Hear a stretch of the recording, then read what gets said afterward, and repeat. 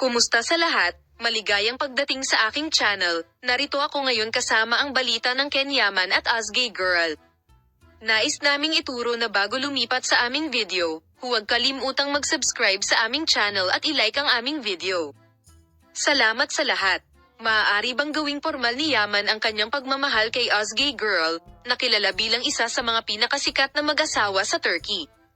Ang proposal ng kasal ng mag-asawa, na naganap sa isang romantikong holiday, ay lumikha ng isang malaking sorpresa sa mundo ng magazine.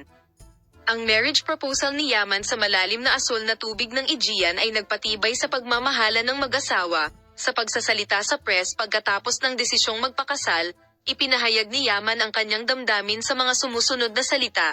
Nais kong ipagpatuloy ang kagandahan at pagmamahalan na ating nararanasan sa ang aming relasyon kay Azgay sa buong buhay namin.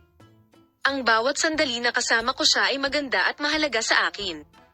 Iyon ang dahilan kung bakit gusto kong gugulin ang natitirang bahagi ng aking buhay kasama si Azgay. Kaya naman napagdesisyonan naming magpakasal. Sana ang desisyong ito ay maging simula ng isang masayang kinabukasan para sa atin.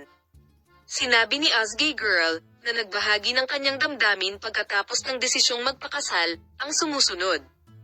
Ang pagsama sa buhay ay nagbibigay sa akin ng kapayapaan. Ang bawat sandali na kasama ko siya ay puno at masaya. Ang marriage proposal ay isang malaking sorpresa para sa akin, ngunit ang sorpresang ito ay mas nagpapasaya sa akin.